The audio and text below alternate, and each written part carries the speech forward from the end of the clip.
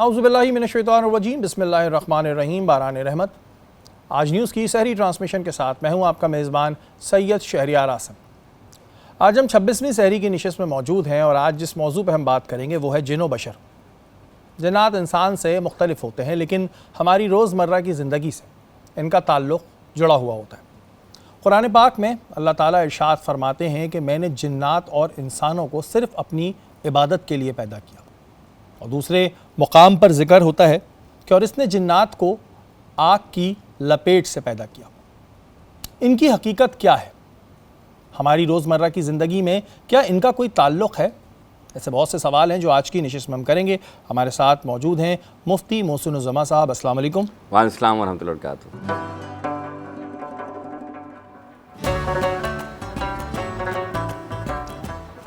बारान रहमत आज न्यूज़ की सहरी ट्रांसमिशन में एक बार फिर आपको खुशामदीद कहते हैं और इस वक्त हम मौजूद हैं ज़ैनब के साथ। अस्सलाम वालेकुम। वालेकुम सलाम, कैसे हैं आप? मैं ठीक हूँ ज़ैनब, आप कैसी हैं? मैं भी ठीक ठाक, अल्लाह का शुक्र। क्या बना रही हैं आज आप? मैं आज बना रही हूँ कलमी ड्रम स्टिक्स।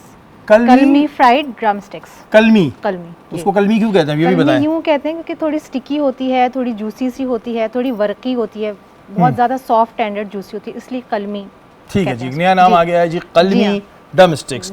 कलमी फ्राइड ड्रम स्टिक्स। ठीक है, किस तरह तैयार होगी? जी, मैं पहले इसको मैरिनेट करूँगी।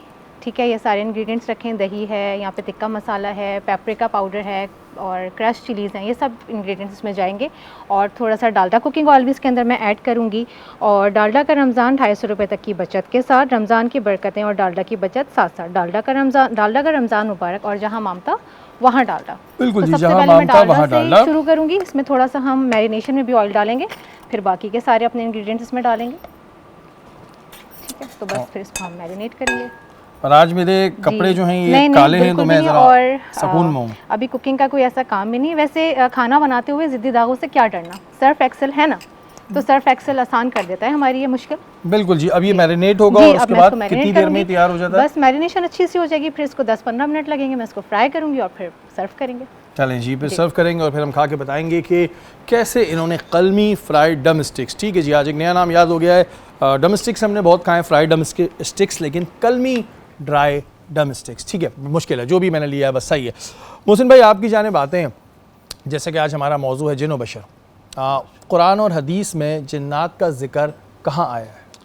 औज़ुबिल्लाहि मिनश्शैतानिर्रजीम बिस्मिल्लाहिर्रहमानिर्रहीम क़ालल्लाहु तआला फ़िल क़ुरानिल मजीद वमा ख़लक़तुल जिन्ना वल इंसा इल्ला लियअबुदून आमनतु बिल्लाहि सल्लल्लाहु अलैहि वसल्लम। तमाम तारीफ़ अल्लाह रब्बुल इज़्ज़त के लिए जो कि खालिक़ कायनात है, और लाखों दुरूद सलाम मेरे आका हज़रत मोहम्मद सल्लल्लाहु अलैहि वसल्लम की ज़ात पर जो अल्लाह के महबूब और रहमतुल आलमीन है। शहरी भाई, मौजू बड़ा खूबसूरत है और जिन्नात और बशर, और आपने जिनों के बारे में जब फरमाया तो कुरान के कई मकामात पर इनका ज़िक्र है। सूरह रहमान में, सूरह जिन में और सूरह अहकाफ में, मुख्तलिफ़ मकामात पर।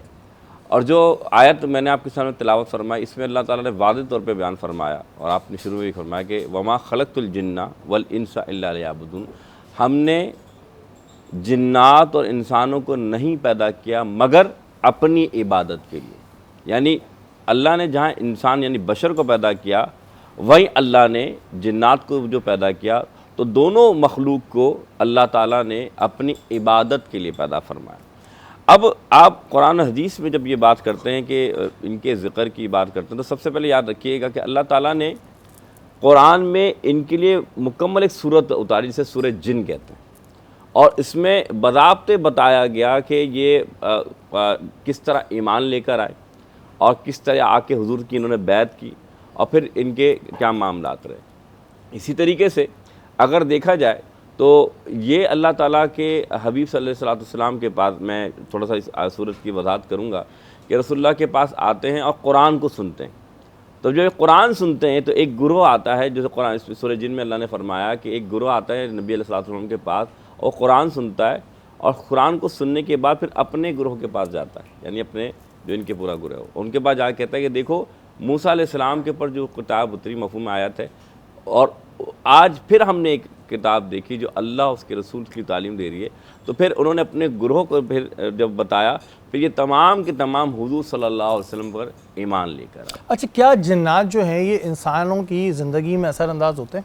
बिल्कुल, कुरान ने फरमाया युवस्विसु फी सुदूरिन्नास मिनल जिन्नति वन्नास, अब यहाँ पर कुरान जो फरमा रहा है कि जिन्नात जो हैं वो जो है इंसानों को वसवसा भी डालते हैं और उनके ऊपर असरात, बल्कि यहाँ तक कि एक सूरत के अंदर अल्लाह ने फरमाया जिन्नात के असरात इंसान पर बढ़ सकते हैं और ये अजियत भी पहुँचा सकते हैं।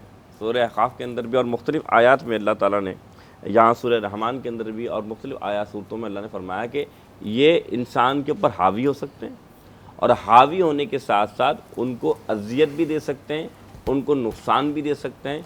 और नुकसान के साथ साथ एक जगह कुरान में अल्लाह ने फरमाया कि कुछ इंसानों ने जिन्नातों से मदद ली और वो और सरकशी हो गए। यानी कि आपने देखा होगा जो जादू करते हैं, काला जादू या और काला करते हैं, तो बिल्कुल। वो याद रखिएगा दो किस्में हैं। जैसे इंसानों में खैर व शर है, इस तरह जिन्नात में भी खैर व शर है।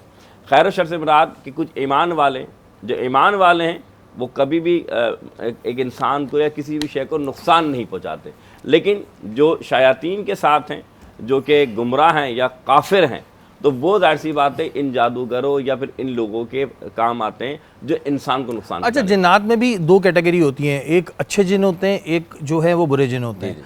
अगर कोई बुरे जिन किसी के ऊपर कोई असर कर देता है तो फिर उसका इलाज क्या है? देखिए, सबसे पहली बात सूरह मुआवज़तैन जो आप जैसे दो सूरतें हैं हमारी, यानी कुल औज़ु बिल फलक, कुल औज़ु बिन नास, इनका आप विर्द जारी रखें, इससे आपके असरात दाखिल होते हैं। फिर आयतुल कुर्सी है सबसे बड़ी बात। और सबसे बड़ी बात, जब भी बाहर निकलें तो ये हदीस में हुज़ूर अकरम की हदीस है कि ये दुआ पढ़ लें तो आप पर जिन्नात या असरात हावी नहीं होंगे या आपको नागहानी आफत नहीं आएगी। वो है बिस्मिल्लाहिल्लज़ी ला यदुर्रु मा इस्मी शैउन फिल अर्दी वला फिस समाई व हुवस समीउन अलीम। यानी जिन्नात जो होते हैं, आप देखें, मैं आप मिसाल देता हूँ कि अगर आपके घर में सबसे बड़ा मसला आता है कि आपके घर में जो वाशरूम होते हैं, तो वाशरूम में सबसे ज़्यादा शैतानी जिन्नात होते हैं। इसलिए फरमाया गया जब आप वाशरूम जाएँ तो ये दुआ पढ़ते हुए जाएं, क्या कि आप ख़ास तौर पे दुआ ये पढ़ें कि अल्लाह ताला मुझे महफूज रख मिनल खुबूसी वल खबाइस, जो जिन्नात हैं, चाहे मर्दों में से चाहे औरतों में से, यानी इनमें भी मुअन्नस मुज़क्कर होती हैं कि अल्लाहुम्मा इन्नी आऊज़ु बिका मिनल खुबूसी वल खबाइस, या अल्लाह मुझे अपनी इनसे महफूज फरमा, पनाह अता फरमा, ये जो खबीस जिन्नात और जो औरतें जिन्नियाँ हैं। तो अब यहाँ मालूम हुआ कि जिन्नात का जो असर रसूख है वो हर घर में होता है, लेकिन उसके कैटेगरी है। कैटेगरी कि ये बात तो अथेंटिक है कि बैतुल खला में जिन्नातों की हुजूर की हदीस है और ये दुआ भी है। तो अब हमें क्या करना चाहिए कि जब भी हम जाएं तो ये काम करें। फिर दूसरी बात मैं बताऊँ, ये असरात कब हाइल होते हैं या कब हावी होते हैं। सूफिया फरमाते हैं कि जब इंसान हुजूर जब नंगे सर जाता है वाशरूम में, तो वो सर से दाखिल होते हैं और इंसान पर वसर डालना शुरू फरमाते हैं। इसलिए फरमाया गया कि जब तुम वाशरूम में जाया करो तो अपने सर को ढांप के जाओ, चाहे मर्द हो या औरत हो। लेकिन मैंने ख़वातीन को भी देखा है कि उर्फ़ आम में होता है कि वो दुपट्टा उतार कर चली जाती हैं। तो बात ये कि आप अपने सरों को ढांप के जाएं। अच्छा मोहसिन भाई, हमारे यहाँ आजकल ज़ाहिर जो वॉशरूम्स हैं उसमें नहाने का भी सिस्टम होता है और दूसरा भी सिस्टम होता है, तो ऐसी सूरत हाल में क्या करें? अच्छा देखें, पहली बात तो ये है कि जब आप ये दुआ पढ़ कर जाएंगे अंदर दाखिल होने से पहले, तो जाहिर सी बात है आप उनसे महफूज हो जाएंगे। और दूसरी बात ये है कि ये बात बिल्कुल ठीक कह रहे हैं कि एक ही वॉशरूम है, तो उसमें हुक्म भी यही है कि आप जाने से पहले सबसे पहले बिस्मिल्लाह पढ़ें और फिर ये दुआ पढ़ें, ताकि आपको वो असरात वो ना तंग ना करें। फिर मैं आपको एक जो औलिया सूफिया कहते हैं कि आजकल जाहिर सी बात है कि अब ये घर से अटैच बाथरूम हो गए, तो वो फरमाते हैं कि अपने वाशरूम को बंद रखा करो, क्योंकि आप देखिएगा जब वाशरूम करीब होता है या करीब, तो फिर उस कमरे में लोग अगर उसका ख्याल ना रखें तो आप देखें खामखली झगड़े शुरू हो जाते हैं, क्योंकि वो क्या करते हैं, वसवसे डालते हैं इंसानों के दरमियान या आपस में जो दो लोग बैठे हैं उनके दरमियान। तो ये बातों का ख्याल रखें तो बहुत सारे नागहानी मामला से इंसान बच सकता है। बिल्कुल जी, ये तमाम चीज़ें ज़ाहिर है बहुत से लोग तो ये कहते हैं कि जी हम तो भरोसा ही नहीं करते, लेकिन ज़ाहिर है कुरान में इसका जिक्र है तो ना यकीन करने वाली तो कोई बात ही नहीं बनती है। और फिर ये छोटी छोटी चीज़ें होती हैं कि जिनका ख्याल रखना चाहिए, तो हम बहुत सारी परेशानियों से बच सकते हैं। मोहसिन भाई हमारे साथ मौजूद हैं, बात हो रही है जिनो बशर पे। मोहसिन भाई, अगर किसी घर में असर हो, अक्सर हम सुनते हैं घर में असर है, तो उसकी निशानियाँ क्या हैं? देखिए, सबसे पहली निशानी ये कि आप जब उस घर में दाखिल होंगे तो जो सूफिया फरमाते हैं कि आपको उस घर में एक भारीपन महसूस होगा। फिर उस घर में रिस्क में बरकत नहीं होगी, आप जितना भी कमा लें, क्योंकि याद रखिएगा जिस तरह इंसान जो है वो अपने खाने पीने का, तो ये खाते भी हैं, पीते भी हैं, सब कुछ करते हैं। तो इसलिए फरमाया कि जब तुम खाने में बैठो तो बिस्मिल्लाह पढ़ो। क्यों? वजह यह कि जब आप बिस्मिल्लाह नहीं पढ़ते तो ये शायातीन जिन्नात ये आपके खाने में दाखिल हो जाते हैं और फिर वो सरकशी करते हैं, फिर बरकत नहीं रहती।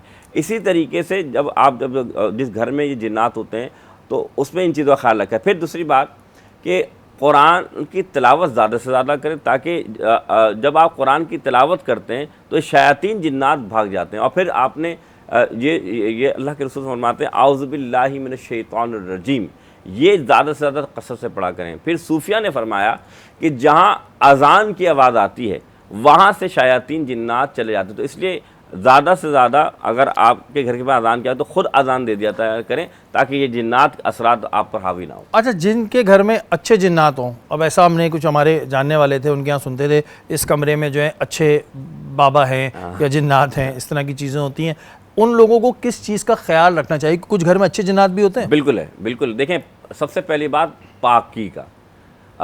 जिस तरह आम हम नफीस इंसान, कोई नफीस इंसान हो तो वो नापाकी को बर्दाश्त नहीं करता, तो जिन्नातों में भी किस्म है कि वो इन चीज़ों से बड़े परेशान होते हैं कि अगर नापाकी का ख्याल ना रखा जाए और बिला ज़रूरत शोर शराबा और वो उनकी जगह जहाँ वो बैठे हुए उन जगहों पर ख़ास तौर पर गंदगी या फिर नफासत का ख्याल ना हो तो वो तंग आते हैं, जिसकी वजह से परेशानी बढ़ती है। देखें, अल्लाह ताला ने इंसान को भी जो ताकत दी है, इसी तरह जिन्नातों को भी ताकत दी है। अब आप अगर उठा के देखें, हज़रत सलमान अलैहिस्सलाम अल्लाह के प्यारे नबी हैं, जिनको अल्लाह ताला ने इख्तियार दिया था कि वो जिन्नात पर, परिंदों पर, जानवर पर हुकूमत करते थे। तो यहाँ तक कि उनका जो महल जो है हज़रत सलमान अलैहिस्सलाम का, वो तामीर जिन्नातों ने किया था। और फिर एक तख्त था, तख्त बिल्कीस, मलके सबा की बहुत बड़ी वो मलका थी।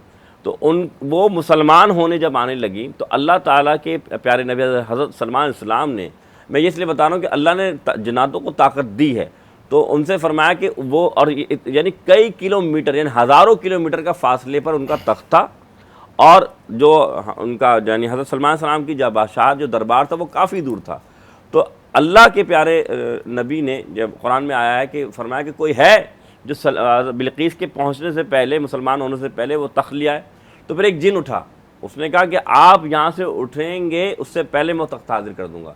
मालूम ये चला कि जिन्नात को अल्लाह ने ये ताकत दी है कि कई किलोमीटर का फासला हो तब भी वो चीज़ों को उठाकर ला भी सकते हैं, ले जा भी सकते हैं। अच्छा मोहसिन भाई, एक हमारे यहाँ चीज़ होती है काला जादू। हम सुनते हैं जी काला जादू करा दिया। अच्छा, अमूमन ज़्यादातर तो बैठे होते हैं ढोंगी बाबा, जिनको बहुत पकड़ा भी है मैंने। ये किस तरह पता चलेगा काला जादू हुआ भी है नहीं? वरना जिसके पास जाओ बोलता है काला जादू हुआ हुआ है, सिफली हुआ हुआ है। अब अल्लाह न करे अगर किसी के साथ ऐसी क्या सिम्टम्स होंगे कि जिसके बाद उसको ये लगेगा कि हाँ यार ये काला जादू है? अच्छा देखिए, सबसे पहली बात कि सबसे आसान तरीका पता है क्या है? अल्लाह ताला ने इस्तिखारा बहुत ये बड़ी नेमत दी है। आप अल्लाह से मशवरा करें कि या अल्लाह मुझे ये मामलात पेश आ रहे हैं। जब आप अल्लाह से मशवरा करेंगे तो उसमें सब चीज़ें आ जाएंगी। फिर दूसरी बात, जब आपको ये महसूस हो कि आप पर जादू हो गया है या आप पर असरात हावी हैं, तो पहले तो सबसे पहले तो आप ख़ुद इसका इलाज से विराजिए कि आप कुरान और उसकी आयात जो फरमाई गई हैं वो उसको पढ़ें। लेकिन अगर आपके पास ऐसा नहीं हो रहा कि आपको फ़ायदा नहीं हो तो कुरान ये फरमाता है फ़स्अलू अहला ज़िक्र इन कुंतुम ला तालमून, तुम पूछो अहले ज़िक्र से अगर तुम नहीं जानते। लेकिन उसमें कैटेगरी याद रखिएगा, पीर मुर्शिद शेख नबी का नायब होता है, बेदीन नहीं होता। अगर कोई अल्लाह का वली आपको कह रहा है कि ठीक है ये दुआ पढ़ो, तो क्या वो शरीयत पर अमल करता है? आजकल कोई अगर ये कहे कि मैं मुर्गियाँ यहाँ तोड़ता हूँ और मदीने में नमाज़ पढ़ता हूँ, तो भाई वो झूठा है, क्योंकि जाहिर सी बात है जो शरीयत और तरीक़त पर अमल करेगा वही अल्लाह का वली और जो पैसे मांग लेते हैं, देखिए पैसे की बात है तो अल्लाह माफ़ कर, ये अल्लाह के दीन को आप बेच रहे हैं भाई। यहाँ पर पैसे वाली सब सवाल ही पैदा नहीं आता। हाँ, कोई कुछ सूफिया अगर नजराना खुद पेश कर देते हैं, लेकिन इसका पैसा लेना जायज़ ही नहीं है। क्योंकि कह के मैं इस तावीज़ कितने पैसे ले रहा हूँ फलाना, भाई कैसे? आप अल्लाह का कलाम बयान कर रहे हैं, अल्लाह के कलाम का उसकी कोई मिसाल हो ही नहीं सकती।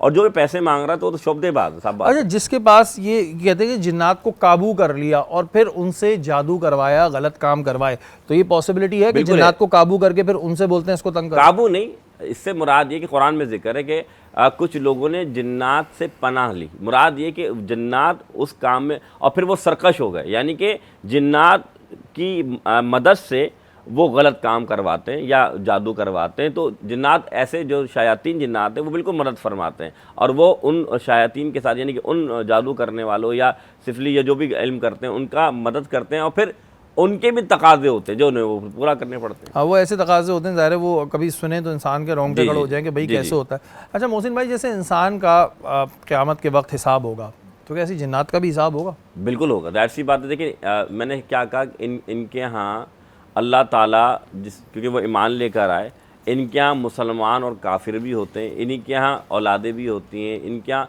तो इसी तरीके से याद रखिएगा, जिस तरह अल्लाह ताला ने इंसानों का हिसाब व किताब करना है, इसी तरह जिन्नात का भी हिसाब व किताब करना है।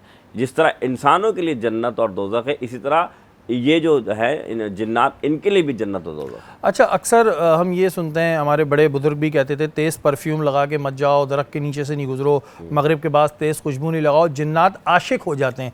तो ये जिन्नात आशिक हो जाते हैं? अच्छा देखिए, इसमें बड़ी अहम बात है। देखिए जैसे इंसानों की ग़िज़ा है ना, इस तरह जिन्नातों की भी ग़िज़ा है। जैसे हड्डी जिन्नातों की ग़िज़ा है। अगर आप कहीं जा रहे हैं और हड्डी रास्ते में पड़े तो उसे ना लांगे या उस पर यूरिन पास मत करें, क्योंकि वो इंसानों की ग़िज़ा होती है। उस हड्डी पर अल्लाह ताला गोश्त लाता है और उनको उनकी ग़िज़ा बना देता है। इस तरह दरख्त जो है, जिस तरह इंसान के घर होते हैं, इस तरह फरमाया जाता है कि दरख्त जो है वो जिन्नात की आमाजगाह होती है। तो फरमाया जाता है कि आप दरख्तों के पास यूरिन पास मत करें, यानी संजा ना करें, क्योंकि वो एक इंसान, इनका जब घर होता है उसके ऊपर कोई गंदगी फेंके तो इंसान बर्दाश्त नहीं करता। तो जहाँ जिन्नातों का बसेरा, अगर वो पाक जिन्नात हैं तो उन्हें भी काबिल कबूल। अब आपने क्या खुशबू की, देखें ये बात जो सूफिया फरमाते हैं, इससे मुराद है कि खुशबू जो है वो पसंद है और रसूलुल्लाह की सुन्नत है। और खुशबू जो है आमतौर पर जिन्नातों को पसंद होती है। जिस तरह उर्फ़ आम में कहता है मिठाइयाँ जो हैं मिठाइयाँ पसंद जिन्नातों को पसंद है।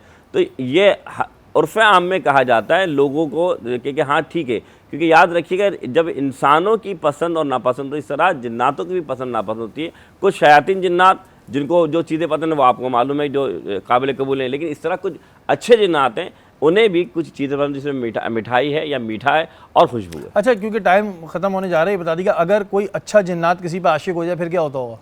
देखें, आशिक से मुराद ये है कि अगर वो पसंद आ गया, वो पसंद आ खुशबू लगाई हुई है, तो कोई मुज़ायका नहीं। अच्छी बात है कि जिन्नात दोस्तियां करते हैं और मुसलमान जिन्नातों की दोस्ती करने में कोई मुज़ायका नहीं, लेकिन आशिक से मुराद कि वो उस फेल में मुब्तला हो जाएं जो कि शरीयत और इस्लाम के हदूद से बाहर है, तो इसकी इजाज़त नहीं। बिल्कुल जी, वो तमाम चीज़ें होती हैं जिस पे ज़ाहिर है हम लोग सुनते आए हैं, लेकिन बहुत से लोग कहते थे कि नहीं ऐसा नहीं होता, लेकिन ऐसा है, ऐसा है। इससे हम कोई भी जो है वो ये नहीं कह सकते कि ऐसा नहीं है।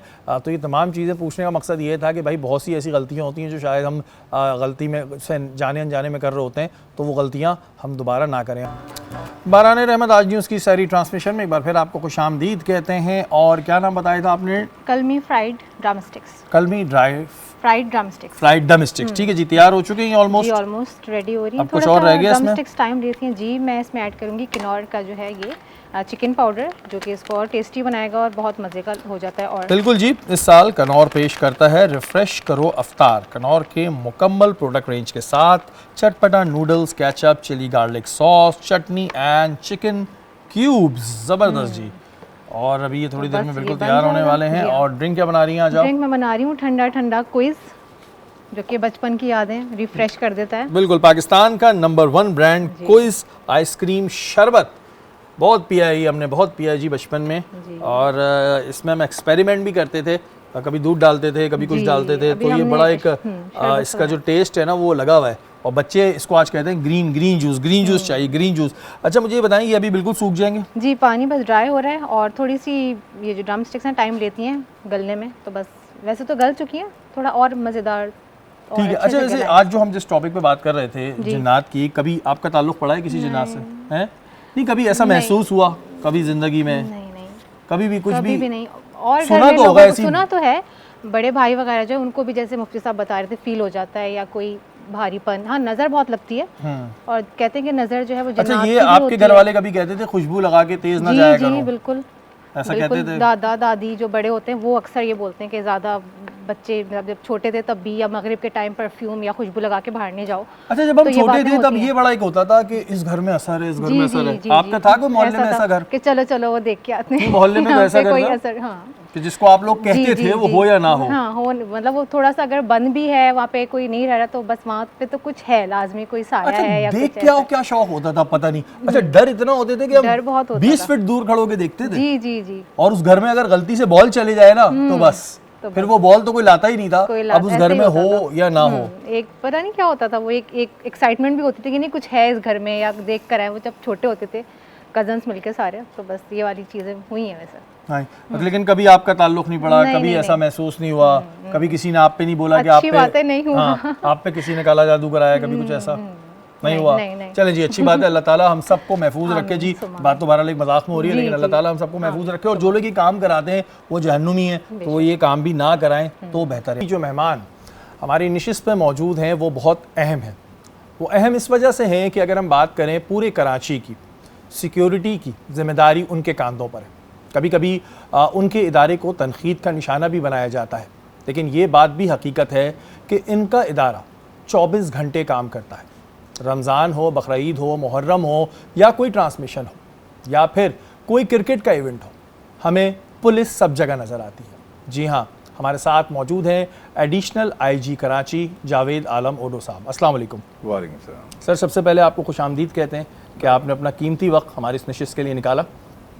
जाहिद भाई, जैसे कि मैंने शुरुआत में कहा कि पुलिस हमें हर जगह ही नज़र आती है, चाहे कोई भी इवेंट हो।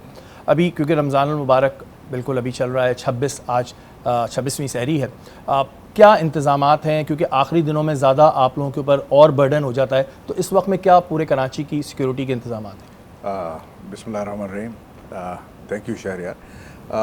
आपने सही कहा कि पुलिस को कभी कभार शायद जो उसकी अहमियत है उससे भी ज़्यादा कवरेज मिलती है, और लोगों की असल में ये एक्सपेक्टेशंस हैं आवाम की, क्योंकि इस मुल्क में बदकिस्मती से इंसान की जो जान और माल के तहफ़्फ़ुज़ है वो इशू उस तरह अभी तक रिज़ॉल्व नहीं हुआ जिस तरह होना चाहिए था। तो शायद इस वजह से हर कोई भी हो इंसान, शहरी हो, वो पुलिस की तरफ ज़्यादा देखता है कि ये क्या कर रहे हैं हमारी। और क्योंकि हमारी विजिबिलिटी बहुत ज़्यादा होती, किसी भी डिपार्टमेंट के मुकाबले में पुलिस विजिबल आपको ज़्यादा नज़र आती है, तो इसलिए जो पूरी सोसाइटी की रिफ्लेक्शन है, जो प्रॉब्लम्स हैं, वो आपको शायद पुलिस का जो हिस्सा है उसमें कुछ ज़्यादा ही नज़र आते हैं।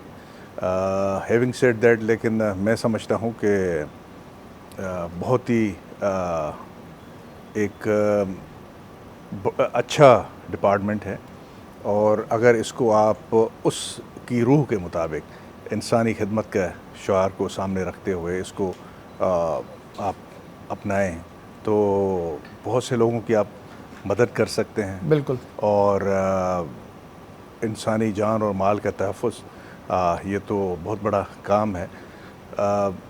इसके अलावा भी आप देखें कि आम तौर पे जो गुनागुन प्रॉब्लम्स हैं हमारी सोसाइटी में, तो किसी न किसी हवाले से पुलिस की इन्वॉल्वमेंट हो जाती है। इंक्रोचमेंट हो, बिल्कुल, सिक्योरिटी की आपने बात की, ट्रैफिक हो, इसके अलावा इवन जिस तरह आजकल वाटर हाइड्रेंट्स इसका मसला होता है, पुलिस की इन्वॉल्वमेंट क्योंकि आपकी ज़िंदगी की हर फैसेट में है, तो शायद इस वजह से अपने हिस्से से ज़्यादा उसको कवरेज भी मिलती है, और अच्छाई और बुराई भी उसकी। अच्छा, हम ये देखते हैं जाहिद भाई कि बहुत से ऐसे मसले भी होते हैं जिसमें शायद पुलिस का इतना कोई लेना देना नहीं होता, लोग फिर भी लेकिन कहते हैं जी पुलिस को बुलाओ।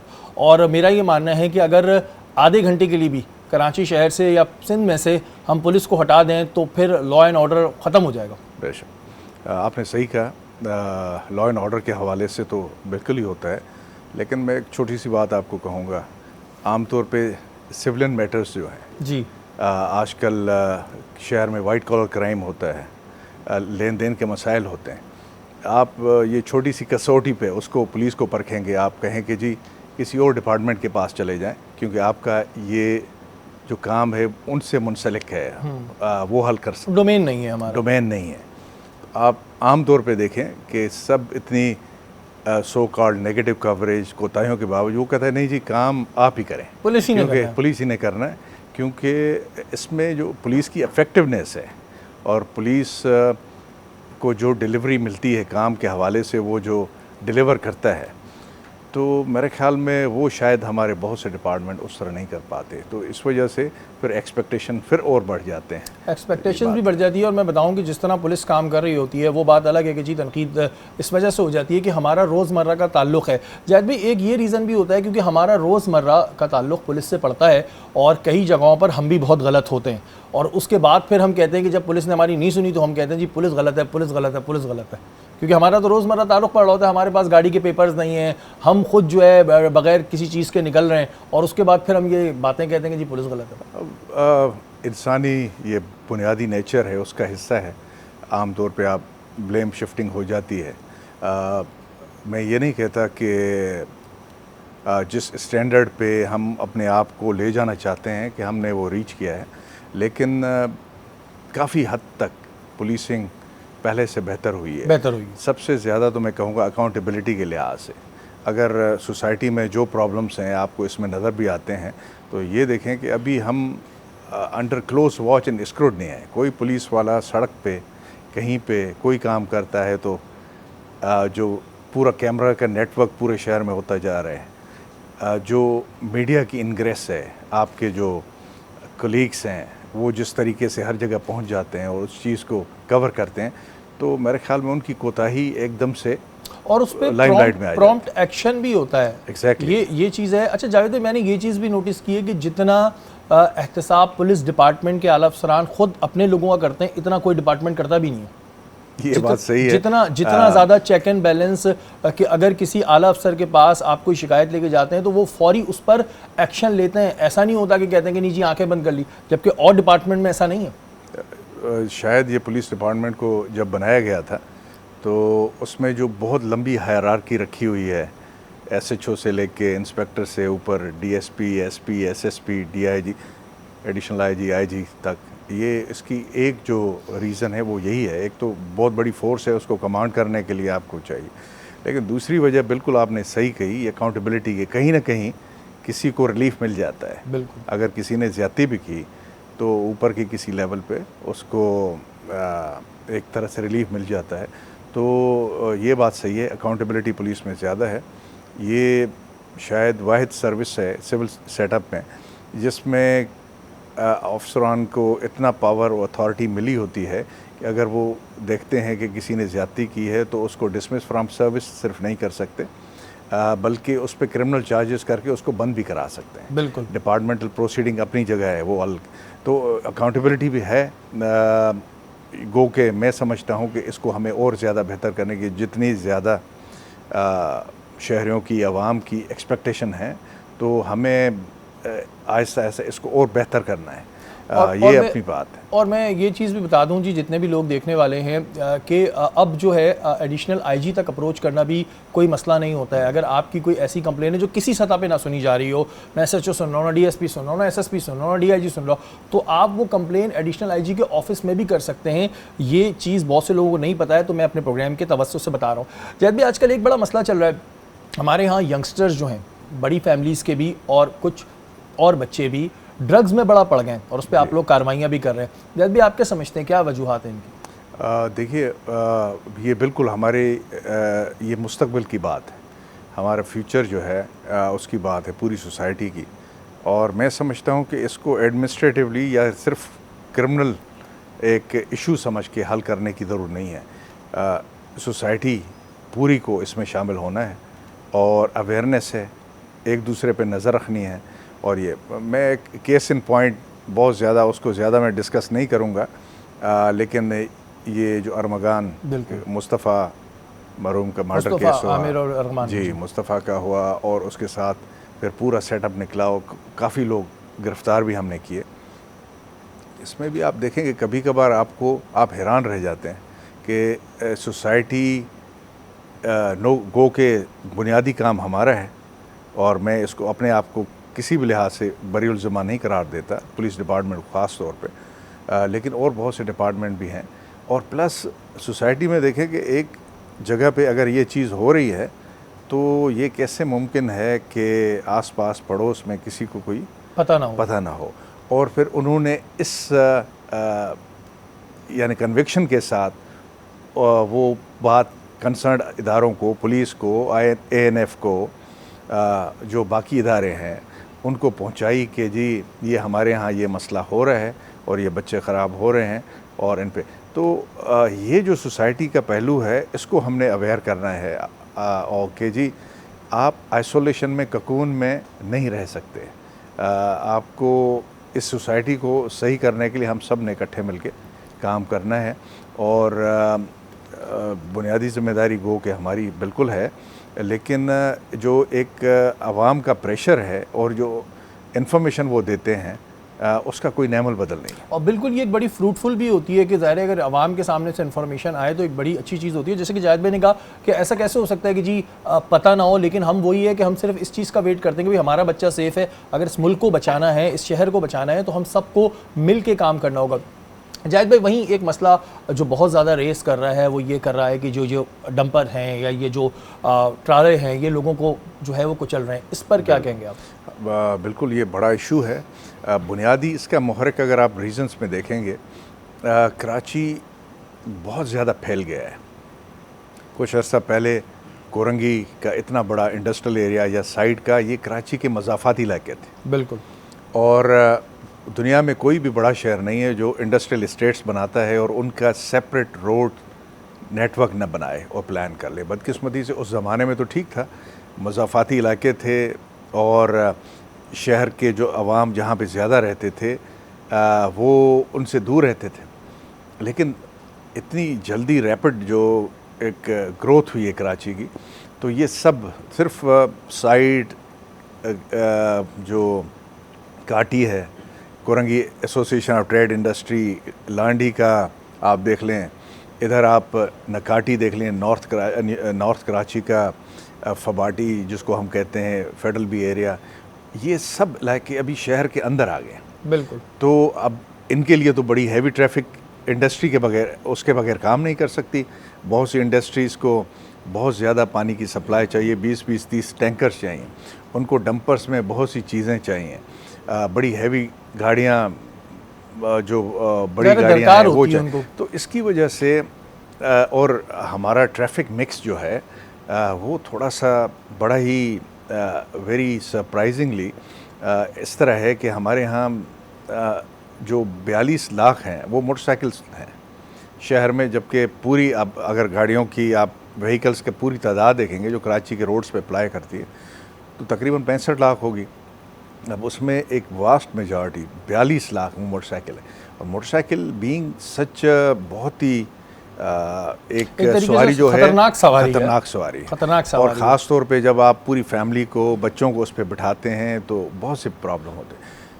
तो ये इशू भी है, प्लस क्योंकि पूरे शहर के अंदर वो इंडस्ट्रियल जोन्स आ गए हैं, पोर्ट हमारा बिल्कुल पूरे कराची को क्रॉस करके आप पोर्ट तक जाते हैं। बिन कासिम कुछ न कुछ बचा हुआ है इससे, लेकिन फ्यूचर में भी अगर उसकी हमने सही प्लानिंग करनी है और उसको सेपरेट दें तो अब कराची के लिए government, I am very happy कि गवर्नमेंट ने प्लान किया हुआ है ये जो शाहराह भुट्टो है इसको आगे लेके पोर्ट तक डेडिकेटेड रोड पे से, तो इससे फिर काफ़ी चीज़ें ये कम हो जाएंगी। प्लस जो हैवी गाड़ियां हैं उस पर तो हमने सख्ती बहुत की है, आपने देखा कि उनके औकात मुकर्रर किए हैं, एग्जेम्पशंस हैं जो बहुत सी गाड़ियां हैं जिस तरह वाटर टैंकर्स हैं और ऐसी, उसकी तो ज़रूरत फिर पड़ती रहती है वो उसको आप, लेकिन उसके बग़ैर शहर का निज़ाम, इंडस्ट्री का निज़ाम वो नहीं चल सकता।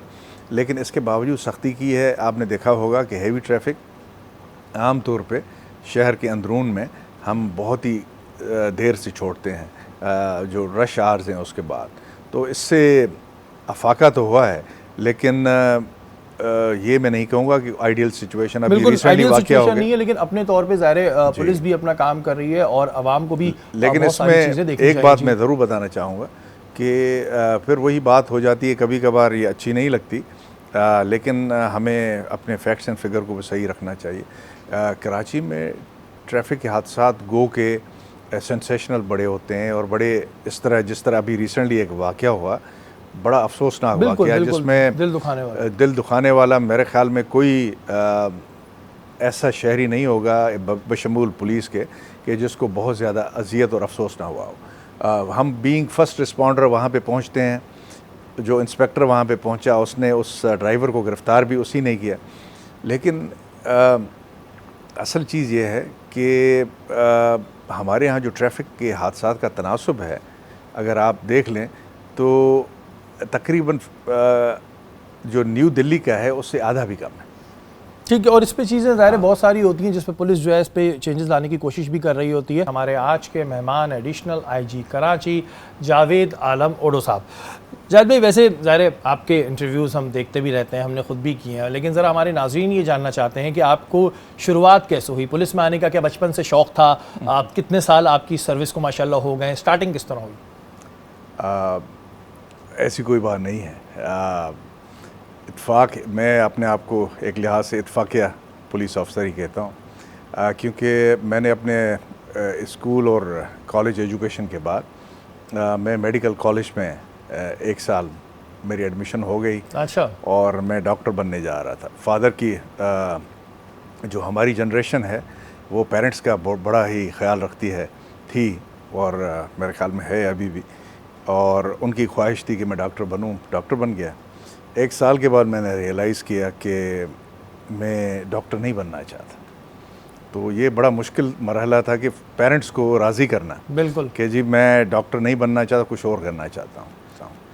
तो बहरहाल इसमें मैं कामयाब हुआ, और मैं यहाँ पे बीकॉम करने के बाद फिर मैं बाहर चला गया। तो वहीं से फिर मैंने बैचलर्स किया फ़ाइनेंस में, मनी एंड बैंकिंग। तो क्वालिफ़िकेशन मेरी असल में वो बैंकर वाली है। उसके बाद MBA किया। इत्फाक से वापस आया तो फिर फादर से जब बात हुई, उन्होंने कहा कि जॉब के लिए बाद में ट्राई करना, पहले CSS दे दो। तो CSS दिया। इत्फाक से पहले ही अटैम्प्ट में अल्लाह के फजल से मैं I landed in police service. तो इसीलिए मैं अपने आप को इत्फाकिया पुलिस अफसर कहता हूँ। अच्छा जावेद भाई, ज़ाहिर पुलिस का पहले के दौर में तो ख़ास तौर पे एक इमेज बड़ा सख्त सा था कि जी पुलिस में होगा तो सख्ती होना चाहिए बंदा, और एक स्ट्रिक्ट होना चाहिए। तो आपकी नेचर में थी शुरू से सख्ती, या जब पुलिस में आए तो उसके बाद जब देखा तो उसके बाद फिर इस चीज़ को अडॉप्ट किया? ज़ाहिर एक सख्ती लानी पड़ती है, ये मजबूरी। जी बिल्कुल। टू सम एक्सटेंट आपकी बात सही है, लेकिन ओवर द ईयर्स हम कोशिश कर रहे हैं कि पुलिस को पुलिस फोर्स से निकाल के पुलिस सर्विस में ले आएँ, और इसमें आपकी कन्विक्शन, हार्ड वर्क और आपका उस पॉलिसी को जिस तरीके से इन्फोर्स करने का अंदाज़ है वो पूरा चेंज हो गया है। अब वो जो पुराना थानेदार वाला कॉन्सेप्ट था ना अवाम एक्सेप्ट करती है आम तौर पे, मेजॉरिटी की मैं बात कर रहा हूँ। लेकिन ये बात सही है कि क्रिमिनल के साथ आपको बिल्कुल सख्त रवैये से पेश आना पड़ता है। सिर्फ बात नहीं, उससे जो पॉलिसी भी आप बनाते हैं तो उसमें आप अवाम उन्नास का जो वेलफेयर है उसको देखते हुए वो जो एक सख्ती का पहलू है क्राइम के अगेंस्ट, वो आपको लाना पड़ता है। तो वो आपकी ट्रेनिंग ऐसे होती है, जॉब की रिक्वायरमेंट ऐसी है, तो इसमें कोई इशू नहीं है। अल्लाह के फजल से मैंने तकरीबन 30 साल मेरी सर्विस को होने को आए हैं। इसमें काफ़ी जगहों पे 10-12 डिस्ट्रिक्ट्स में मैं SSP रहा हूँ, और 5-6 रेंजेस में DIG रहा हूँ, अभी एडिशनल IG हूँ। तो मैं समझता हूँ कि आप कन्विक्शन हो, बहुत ही डेडिकेशन हो, अपनी डेडिकेशन ज़रूर है जॉब के साथ, और प्लस क्राइम के अगेंस्ट आप सख्त हों, और बाकी आम पब्लिक के साथ नरम गोई से बात करके पुलिस सर्विस में भी कोई आप को मसला नहीं होगा। अच्छा जावेद भाई, एक बात कहते हैं, इसका जवाब आप मुझे ज़्यादा सही देंगे क्योंकि माशाल्लाह 30 साल आपकी सर्विस को हो गए, कि जो पुलिस अफसर होता है या पुलिस एहलकार होता है उसकी अपनी कोई पर्सनल लाइफ नहीं होती। ये बात सही है? काफ़ी हद तक सही है। देखिए, ये मजमूई तौर पे सही है, लेकिन मैं ये कहूँगा कि हमारी जो लोअर रैंक्स हैं इसमें ये प्रॉब्लम बहुत ज़्यादा है। ऊपर भी बहुत ज़्यादा है, लेकिन वहाँ पे मेंटल वर्क है ज़्यादा, डेफिनेटली, और फिज़िकल भी है, लेकिन नीचे बहुत ज़्यादा फिज़िकल वर्क है। और ये जो 12-14 घंटे की सर्विस है, आप हमारे देखें ना, ये जो ट्रैफिक के जवान हैं आजकल क्रिटिसिज्म का निशाना भी ये बहुत ज़्यादा बनते हैं, लेकिन 12-14 घंटे कड़ी धूप हो या सर्दी हो, बारिश हो, वो अपनी जगह से हिल नहीं सकते, वहाँ पे होते हैं। और उनको by the time they retire, किसी को कोई बीमारी है, लंग्स की है, ये तो it's a very difficult job. इसी तरह बाकी रेगुलर डिस्ट्रिक्ट पुलिस में भी आप देखें कि आपको रात को काम करना पड़ता है ना, कभी आप कर नहीं सकते, इमरजेंसी आ गई 24 घंटे आपको कभी कभार नींद भी नहीं कर, तो it's a very difficult service और it takes its toll on your, आपकी जो सेहत है और आपकी कभी कभार जो साइकोलॉजिकल जो इश्यूज आपका आ जाते हैं। बिल्कुल अच्छा, और इसमें जाहिर में एक मुझे ये भी अफसोस होता है, जो आपने ट्रैफिक की बात की कि ज़ाहिर ट्रैफिक एहलकार खड़ा हुआ है, वो बेचारा एक बंदा खड़ा होकर रोक रहा है, लेकिन हमारे यहाँ लोगों को एक प्रॉब्लम होती है कि जी बस निकलना है, और फिर कोई वाक़या हो जाए तो उसकी वीडियो बनाने लगते हैं, ये करने लगते हैं कि जी देखें ये पुलिस बदमाशी कर रही है। ये भी हमारे यहाँ कुछ लोगों में ये तासुर भी पाया जाता है कि उन्होंने सोशल मीडिया का बहुत नाजायज़ फ़ायदा उठाना शुरू कर दिया है, जो चीज़ है नहीं उसको जो है वो प्रमोट करने लगता है। ये आपकी बात से मैं थोड़ा एग्री करूँगा। सोशल मीडिया असल में एक बहुत ज़्यादा पढ़ी लिखी कौम के लिए एक बहुत ही ज़िम्मेदार किस्म की एक ये क्या कहना चाहिए कि ऐसी सर्विस है जिससे आप अपने आप को वेल इन्फॉर्म्ड रखते हैं, एंटरटेन भी होते हैं वगैरह वगैरह। लेकिन खुदा न खास्ता ये गलत हाथों में आ जाए तो बड़ा मसला है, और बदकिस्मती से हमारे यहाँ एकदम से इसकी यूनिवर्सल कवरेज हो गई है, तो हर तरह के लोग हैं और ये उसका गलत यूज़ भी बहुत ज़्यादा है। और लेकिन वो जो ज़िम्मेदारी का मुज़ाहरा होना चाहिए वो कम है, ये इशू है। लेकिन मैं समझता हूँ कि हमारी पुलिस के लिहाज से ये एक लिहाज से पॉजिटिव भी है कि हर शहरी के पास वो जो पुराना कॉन्सेप्ट था कि पुलिस बहुत ज़्यादती करती है, ये है, अब हर एक के पास वो वीडियो आ गई है, एक्सेस है, आप देख सकते हो, वो वीडियो वायरल भी हो जाता है कि किसकी क्या काम था। और उसके ऊपर ज़ाहिर है आप लोगों ने जाहिर भी बहुत एक्शन लिए हैं, लेकिन ज़ाहिर है कुछ लोग, मैंने तभी अल्फाज कहा था, कुछ लोग इस एक्सेस का बहुत गलत फ़ायदा उठा रहे हैं। लेकिन बहरहाल अब इस पर कानून भी है और अब पुलिस को भी समझ आ जाता है कि क्या हो रहा है क्या नहीं हो रहा। जाहिर भी एक जगह हम देखते हैं, ख़ास तौर पर अब तो ज़्यादा ही रमज़ान मुबारक का महीना है, पार्किंग माफिया, इनके ऊपर ये कह दिया जाता है कि ठीक है पार्किंग ख़त्म भी कर दी जाती है, उसके बाद भी ये लोग खड़े रहते हैं, क्या करें? जाहिर भी पैसे दे दे के थक गए। देखिए ये डबल एज सोर्ड है। बदकिस्मती से हम ने जो शहर की जिस तरह तश्कील हुई है, बढ़ा है एकदम से रैपिड ग्रोथ, तो पार्किंग स्पेसेस का कोई ज़्यादा हमने प्रोविज़न नहीं रखा। आप देखें कि अगर आपने पार्किंग की जगह नहीं है कोई पार्क करने की, तो लोगों ने कहीं ना कहीं तो गाड़ी खड़ी करनी है। बिल्कुल। तो कभी कभार ये जो सो कॉल्ड माफिया होती है, ये उस पार्किंग महम को रेगुलेट करने का एक तरीके ज़रिया भी बनती है।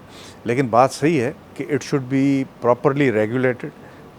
SOP जो अभी गवर्नमेंट कर रही है, चीफ सेक्रेटरी साहब ने भी इस सिलसिले में मीटिंग्स की हैं, IG साहब ने भी की हैं, और हम कोशिश कर रहे हैं कि कम से कम हम सदर से शुरू किया है। आपने देखा होगा कि रिसेंटली काफ़ी बेहतरी आई है, लेकिन we are still looking for proper provision of the parking space. और वही है ना, देखिए जाहिद भाई, बात ये है कि अगर हम पार्किंग के पैसे दे रहे हैं, इसमें हमें कोई वो नहीं है, लेकिन फिर वो पैसा गवर्नमेंट के उसमें जाए, ये ना हो कि उनकी जेब में जाए। आपने भी इस पे बात की थी कि बोर्ड आवेजा होंगे, मुझे याद आ रहा है। जी जी बिल्कुल ऐसे ही किया था, और बहुत सी जगहों पे हमने पार्किंग ख़त्म करवा दी है, और उसका भी एक पॉजिटिव पहलू भी है, लेकिन उसमें कुछ नेगेटिविटी ये है कि फिर उस जगह रेगुलेट करने के लिए पार्किंग जो थोड़े बहुत स्पेसेस हैं, काफ़ी प्रॉब्लम आती है। लेकिन ये इशू है शहर के लिए, और इसका हल एक ही है कि पहले हमने प्रपोज़ भी किया है कि जो हमारे बड़े पार्क्स हैं, जिस तरह जो PC होटल के करीब अंडरग्राउंड पार्किंग बनी है बड़ी, तो ऐसे पार्किंग की प्रोविजंस हमें हर जगह प्रोवाइड करनी है, और उसको पब्लिक प्राइवेट पार्टनरशिप की बुनियाद पे देके लोग भी इसमें पैसा भी कमाएंगे, लोग दे आर विलिंग टू पे, और ये मसला भी आपका हल हो जाए। मसला भी हल होना ज़रूरी है। देखिए पार्किंग की अगर कोई फ़ीस ले रहा है तो हमें इससे कोई एतराज़ नहीं होता, ठीक है फ़ीस देने में कोई प्रॉब्लम नहीं है, लेकिन वही बात है कि वो जाए गवर्नमेंट के ख़जाने में, ना कि किसी की जेब में। जाहिद भाई, एक सवाल जो अक्सर हम सुनते हैं लेकिन उसकी हमारे पास कोई ना सबूत होता है ना कुछ होता है, कहते हैं कि पुलिस के ऊपर सियासी पार्टियों का, चाहे वो कोई भी हो, बड़ा प्रेशर होता है, मुदाखलत होती है, लेकिन हमारे पास किसी के पास कोई सबूत नहीं होता, हमने सुना है। आप बताएं कि जी ऐसा होता है कि जी कोई सियासी पार्टियां मुदाखलत करती हैं कि जी आप ये ना करें, ये ना करें, हम रोड बंद कर देंगे, ये कर देंगे? देखिए मसला ये है कि पुलिस ऐसा डिपार्टमेंट है जिसमें आपने सरकारी तौर पे, कानूनी तौर पे एक आम शहरी को हथियार भी दिया हुआ है, पावर भी दिया हुआ है, पावर और अथॉरिटी ऐसी दी है कि वो अच्छे भले को फांसी भी लगवा सकता है, जो हमारा इन्वेस्टिगेटर है। तो ये शुतर बे मुहार तो हो नहीं सकता और होना भी नहीं चाहिए। ऊपर उसके ऊपर वॉच होना चाहिए, बहुत ही उसके साथ उसकी अकाउंटेबिलिटी होनी चाहिए। और इसमें executive is one of the जो हमारी ऊपर होते हैं और हमारी अकाउंटेबिलिटी करने के मजाज भी होते हैं, हमारी पोस्टिंग्स भी करते हैं। लेकिन इसके अलावा कोर्ट्स हैं। मैं तो कहूँगा इसमें आप अभी मीडिया का भी बड़ा रोल है। हमारे बहुत से अफसरान आपने देखा निचले लेवल पे ख़ास तौर पे उनकी पोस्टिंग वो मीडिया की किसी बड़े हाइप की वजह से वो ख़त्म हो जाती है या आ जाती है। तो असल चीज़ है बैलेंस। तो जब भी बैलेंस प्रॉपर रहता है तो ये अच्छी बात है। लेकिन बैलेंस जब वो सही नहीं रहता और एक तरफ पलड़ा बहुत ज़्यादा झुक जाता है तो फिर पुलिस को प्रॉब्लम होती है और आवाम को भी होती है। लेकिन आम तौर पे ये इशू मैं कहूँगा कि बैलेंस का है और बिल्कुल आप पुलिस को without accountability on their own छोड़ नहीं सकते, क्योंकि बहुत ज़्यादा अथॉरिटी और पावर आपने दिया हुआ है लॉ एंड ऑर्डर को मेंटेन करने के लिए। बिल्कुल। तो वो गवर्नमेंट की वॉच ऊपर बहुत ज़रूरी भी है। लेकिन जिस तरह मिसयूज़ हमारे यहाँ बहुत सी अच्छी चीज़ें हो जाती हैं। गवर्नमेंट की बात नहीं कर रहा मैं, और भी जो पॉलिटिकल पार्टियां हैं जो इधर उधर की होती हैं तो उनकी भी बात कर रहा हूं। हाँ, तो मैं वही कह रहा हूँ कि वो कभी कभार मिसयूज़ होने के चांसेस रहते हैं। लेकिन जो पुलिस की सीनियर कमांड है उसका काम ही यही है कि वो एक कैमोफ्लाज के तौर पे इस चीज़ को रोके और वो नीचे उसका जो इम्पैक्ट एडवर्स इम्पैक्ट है वो नीचे होने न दे। बिल्कुल जी। और एक बड़ा प्रेशर होता है, क्योंकि मैं जब तक मैं कोई 15-16 साल से पुलिस के साथ काम कर रहा हूँ तो मुझे वो प्रेशर का पता है। लेकिन ये एक बड़ी बात होती है कि किस तरह उस प्रेशर को हैंडल करना कि लॉ एंड ऑर्डर की सिचुएशन भी ख़राब ना हो और बात भी जो है वो रह जाए, ये वाकई में एक बड़ी बात होती है। हमारे मेहमान जावेद आलम ओडो साहब। जावेद भी एक बात बताएं, ज़ाहिर है आपको हम पुलिस में कब से देख रहे हैं, आप बड़ा ज़बरदस्त काम भी कर रहे हैं। आप बचपन में कैसे थे? क्या आप शैतानियाँ करते थे बचपन में या आप बिल्कुल पढ़ने में थे? आपका बचपन कैसा था? बचपन तो वैसे ज़िंदगी का सबसे खूबसूरत टाइम होता है। बिल्कुल। तो no doubt about it, it was one of the most wonderful time period in my life.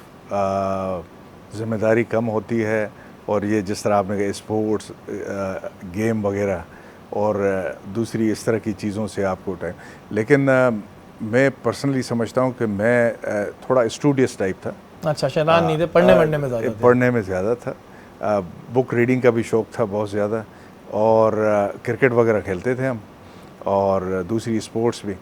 तो अच्छा गुज़रा और ट्रैवल बहुत ज़्यादा होता था, ख़ास तौर पे कराची, फिर इंटीरियर और दूसरी जगहों पे, जिससे नई चीज़ें ये वो देखने का। तो जावेद भाई, अभी कोई बचपन के दोस्त हैं ऐसे जिनसे आप राब्ते में हैं और आपका बेस्ट फ्रेंड है कौन? वैसे ये सवाल हम अक्सर जब कोई हमारी ट्रांसमिशन छोटे बच्चे आते हैं हम उनसे पूछते हैं, लेकिन आपसे भी ये सवाल हम पूछेंगे, आपका बेस्ट फ्रेंड कौन? ये सबसे मुश्किल तरीन आपने सवाल पूछा है। मैं अपने बाकी दोस्तों को नहीं, मतलब कोई एक होता होगा ना जो बहुत क्लोज है। आपकी बात सही है कि जो बचपन के दोस्त हैं उसमें उनमें ये एक तरह से एक बड़ा एक नेचुरल चीज होती है, वो आप बचपन से जब आप उनके साथ मिलते हैं तो आप बचपन में चले जाते हैं। हाँ। और आपका एक तरह से बचपना सामने आ जाता है, क्योंकि उस वक्त की जो दोस्ती होती है वो किसी लालच के लिए नहीं होती, बगैर लालच के होते। तो स्कूल कॉलेज के दोस्त और ये बचपन के जो दोस्त हैं ना, ये तो मैं कहता हूँ अल्लाह की तरफ से तोहफ़ा होता है।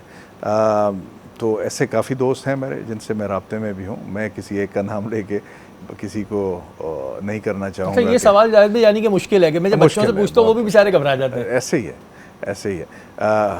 Everyone is special.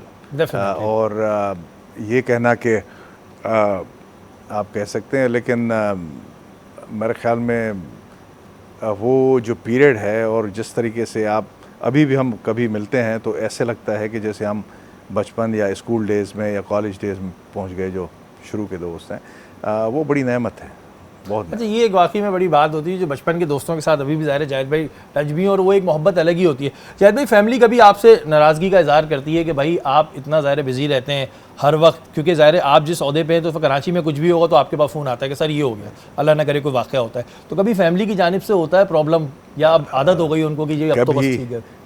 कभी इज़ अंडरस्टेटमेंट आमतौर पे होता है, आमतौर पे होता है, क्योंकि जॉब की नौयत ऐसी है, आपको बहुत ज़्यादा बाहर रहना पड़ता है, फैमिली को टाइम नहीं दे सकते, ख़ास तौर पे जो फैमिली के बड़े इवेंट्स होते हैं आप मिस करते हैं। बिल्कुल। और इसलिए ये गिला शिकवा तो रहता है। ये भाई फैमिली वाले भी समझ लें कि पूरा कराची की जिम्मेदारी इन पे है, जो ख़ानदान वाले हैं वो भी समझ लें कि ज़ाहिर है जब ये लोग बैठे हुए होते हैं तो हम लोग जो कराची में लोग घूम रहे हैं ना सुकून से, वो इन लोगों की वजह से बैठे होते हैं, तो थोड़ा सा इसको समझें। जब भी हमारे इन्वेस्टिगेशन डिपार्टमेंट की अगर हम बात करें, उस पर बर्डन बहुत है। हम ये देखते हैं कि ज़ाहिर आए दिन केसेस होते रहते हैं, FIR होते रहती है, उसके लिए कुछ आप लोगों ने कोई प्लान किया है? क्योंकि बहुत ज़्यादा हम देखते हैं SIO IOs के ऊपर बर्डन होता है। देखिए, प्रोफेशनली पुलिस का सबसे अहम जो काम है बुनियादी तौर पे वो इन्वेस्टिगेशन है। ट्रू। ठीक है। और बदकिस्मती से सिंध पुलिस बशमूल कराची पुलिस इसमें काफ़ी वीक रही है, तो इसको बेहतर करने की सबसे ज़्यादा बड़ी यानी सबसे बड़ी ज़रूरत है। ये चीज़ रियलाइज़ करके सीनियर कमांड ने, IG साहब ने सिंध गवर्नमेंट से, CM साहब से बात की, और बहुत सी चीज़ें जो अभी रिसेंट हुई हैं, मैं समझता हूँ इससे इन्वेस्टिगेशन न सिर्फ इम्प्रूव होगी बल्कि ओवरऑल हमारी पुलिसिंग बेहतर होगी। मिसाल के तौर पे एक स्पेशल अलाउंस इन्वेस्टिगेशन का, और उसके लिए ख़तीर बजट का रखना, वो अभी रिसेंट पास्ट में हुआ है। इसी तरह जो इन्वेस्टिगेशन की कॉस्ट है, पहले आपको पता होता था कि आप शिकायत ये होती थी कि जी पुलिस वाले ने कहा है कि जी इन्वेस्टिगेशन आपकी करने के लिए जाना है, गाड़ी का किराया आप दे दें, फाइलों के नाम ये पे कर दें, फाइलों के नाम पे। अल्लाह के फजल से ऐसी अभी कोई बात नहीं है। एक ठीक ठाक ख़तीर रकम इसके लिए मुकर्रर की गई है। प्लस उनकी कैपेसिटी बिल्डिंग असल चीज़ है, ट्रेनिंग। जब तक कि इन्वेस्टिगेटर प्रॉपर्ली ट्रेन नहीं होगा तो वो अपना काम कैसे कर सकता है। ट्रू। उस पर तवज्जो देना, और उसके लिए जो आपकी स्कूलिंग के सिस्टम है उसको बेहतर करना, ट्रेनिंग के सिस्टम को बेहतर करना, ये सब चीज़ें हैं जिसकी वजह से। और इन्वेस्टिगेशन की पे मैं समझता हूँ कि रिसेंट ईयर्स में बहुत ज़्यादा काम हुआ है। और जो अभी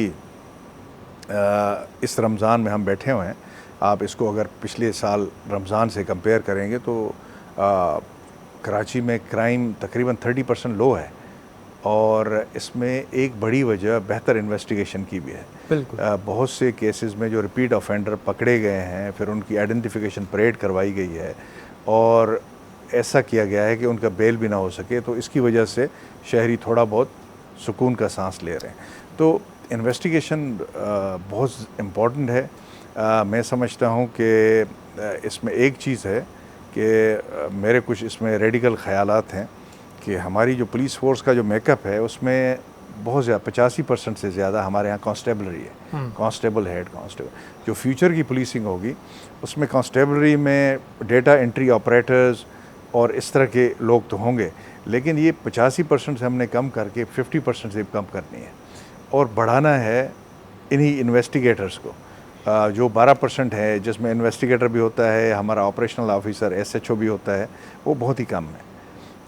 इस तादाद को जब तक हम बढ़ाएं नहीं, 30% नहीं, क्योंकि ये पढ़े लिखे ज़्यादा हैं, इससे सबसे बड़ी बात ये होगी कि पढ़े लिखे तबका पुलिस में ज़्यादा आएगा। बिल्कुल। और दूसरी बात ये होगी कि जो थाने का कल्चर जिसकी बड़ी क्रिटिसिज्म होती है वो चेंज हो जाएगा। बिल्कुल जी, इससे बड़ी चेंजेस आएंगी भी, और डेफिनेटली ज़ाहिर एक चीज़ को जब सोचा जाता है, उसके ऊपर काम किया जाता है, तो फिर आगे पॉजिटिव रिजल्ट आते हैं। जावेद भाई, क्योंकि अब बस कुछ ही दिन रह गए ईद आने में, कोई पैगाम देना चाहेंगे आप देखने वालों को? देखिए, इस वक्त भी एज वी स्पीक, अभी कुछ देर पहले मैं तारिक रोड पे जो हमारी पुलिस की कैंप्स बनती है, पूरे शहर में बनती हैं, इस ख़ास तौर पे आखिरी इशरे में रमज़ान के 6,500 ज़्यादा पुलिस वाले सिर्फ बाज़ारों और इन ड्यूटीज़ में ये मुकर्रर होते हैं। तो हम इतनी बड़ी एक्सरसाइज करते हैं सिर्फ इसलिए कि हमारे शहरी जो अभी शॉपिंग का सिलसिला शुरू हुआ है, ख़रीदारी का सिलसिला है, वो बहुत ही पुरअमन तरीके से कर सकें।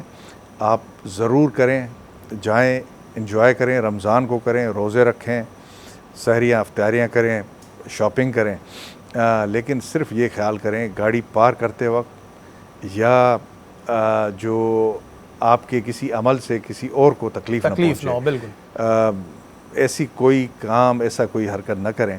और अपनी पुलिस ये आपकी अपनी पुलिस है, इसके साथ ताउन करें। और अगर कोई इन्फॉर्मेशन है, आप समझते हैं कि कोई गलत काम हो रहा है, तो इनको आप बताएं। इंशाल्लाह आप इनको आपकी सर्विस में आप हमेशा आगे आगे पाएँ। बिल्कुल जी। और मुझे बड़ी खुशी भी हुई थी जब मेरे पास ताजिर बरादरी इस प्रोग्राम में आई थी, क्योंकि अमूमन होता ये है कि हम देखते हैं ज़्यादातर लोग क्रिटिसाइज़ करते हैं, लेकिन जब ताजिर बरादरी आई थी तो उन्होंने आपकी भी बड़ी तारीफ़ की थी कि आपकी और आपका जो डिपार्टमेंट काम कर रहा है तो वो उससे बड़ा मुतमईन है। जाहिद भाई, बहुत बहुत शुक्रिया, आप हमारी ट्रांसमिशन में आए। बहुत सारी दुआएँ आपके लिए, आपके पूरे डिपार्टमेंट के लिए कि अल्लाह ताला आप सबको अपने हिफ्ज़ व अमान में रखे। हमारी निशिस्त का वक्त ख़त्म हो गया है। कल इंशाअल्लाह ताला दोबारा मुलाकात होगी। अपने मेज़बान सैयद शहरियार आसिम को इजाज़त दीजिए। पाकिस्तान जिंदाबाद।